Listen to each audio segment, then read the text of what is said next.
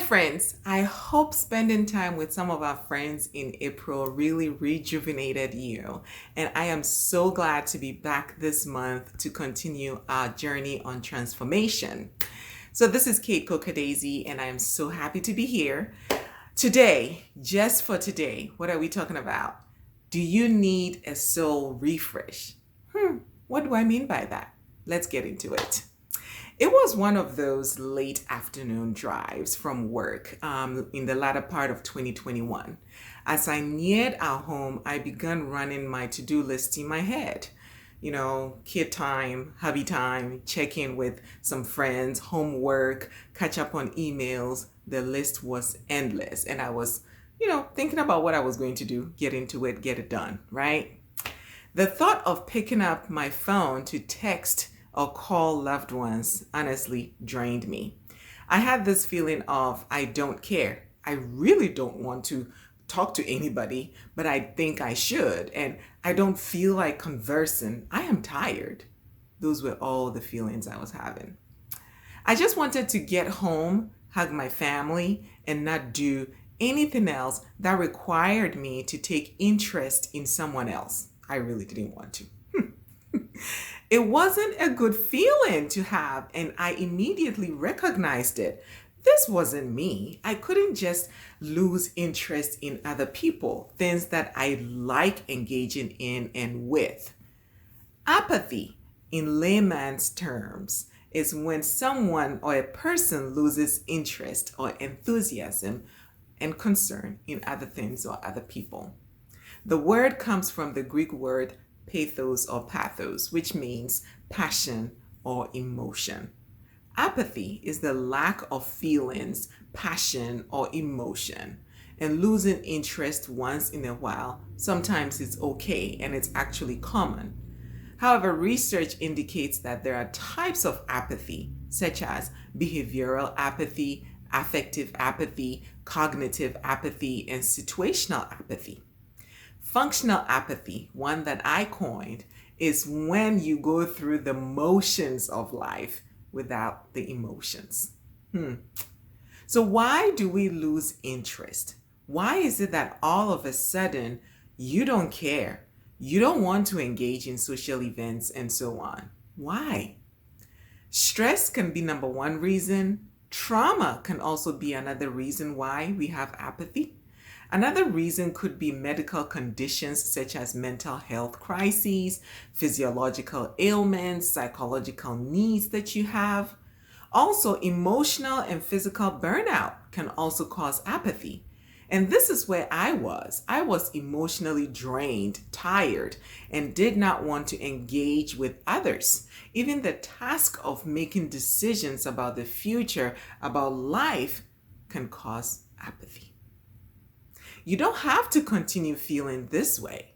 If you have ever felt any of the following, which I'm about to share with you, then it is time for you to have a soul detox and a soul refresh. I love it.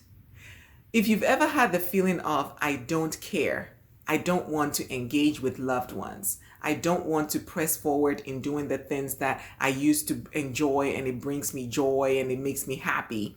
If you've ever had this feeling of indifference, nonchalant attitude on more than one occasion, if you have slowly pulled away from loved ones and social circles that you once enjoyed, if you have become unintentionally lonely, giving excuses, then it's time. The good book, The Principles I Try to Live My Life By, says this: whoever refreshes others will be refreshed. Proverbs 11:25. And we are also encouraged in Philippians 2:4 to look to the interests of others. To refresh others, to take interest in others, you need a soul refresh first. Your soul refresh is that simple, and I'm about to share it with you. So let's go. 1. You must complete a soul detox. Identify what is clogging your energy pipes. Overworked, too many commitments, not enough sleep or rest, spending time doing unfulfilling activities, slacked on your spiritual disciplines, distractions, both healthy and unhealthy. Everyone has things they do, engaging that fills their energy pipe. To fill it up, you must first get rid of the junk. 2, manage your energy. Take inventory of the things that fill your energy pipes.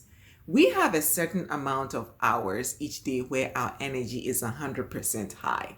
Mine is in the mornings between 5 a.m. and 11 a.m. When you map out your activities for the week, for the day, it will be helpful to allot tasks in the right energy bucket. Now, working a regular job hours can be difficult. So what I do is I have reserve bucket, and that is what I use for the non-job related activities that would still require some energy from me. 3, identify your important social circles, people that pour into you in many positive ways. By maintaining such healthy relationships around you, you will be inspired to also take interest in others, especially strangers and acquaintances. Your social circle can help you thrive or can sink your spirit. Your goal is to be refreshed so others do for you as you do for others. 4, renew your mind. I am sure you have heard this so many times, but I will repeat it. The best part is what you renew your mind on. The Bible cautions us to renew our minds on God's word. Let me ask you, what are you renewing your mind on every day? The news, social media, people? Before subscribing to the counsel of others, make sure you have subscribed to the counsel above all counsels. Whoever that is for you, there should be peace, joy, and love whenever you feel them in your heart. 5, develop healthy boundaries. Healthy boundaries will help you know when to exert energy, when to conserve energy, and when to have some in reserves for emergency use. The practice of knowing when to say no, knowing when to rest, knowing when to take a break, knowing when to go into solitude and refresh. These are healthy practices that can infuse so much energy into you. So you have heard the saying, you can't pour from an empty cup. If your soul is depleted of good nutrients, you cannot pour out good nutrients. To take interest in others, in the things that you once loved, to refresh others as you are refreshed, you must constantly be mindful of your emotional state and well-being. And when you sense yourself slowly becoming apathetic, know that it is a good time to have a soul refresh. I've just scratched the surface on this. I certainly had to catch myself from sliding down that slippery slope of apathy that afternoon, and I believe you can do the same. This topic is broad, and we can cover the rest some other time. But here's what I want you to do for now. Next time you have the feeling of, I don't care, I don't have interest, or I don't really feel like it, ask yourself, do I need a soul detox, a soul refresh, or both? Wherever you're watching this, can you do me a favor? Subscribe, like, comment, pass it on, share, all those beautiful things. And let's spread this message and heal as many hearts around the world when it comes to apathy. This is Kate, your Chief Joy Activator, signing out. And until next time, may God's goodness and mercy follow you always. I love you. Bye.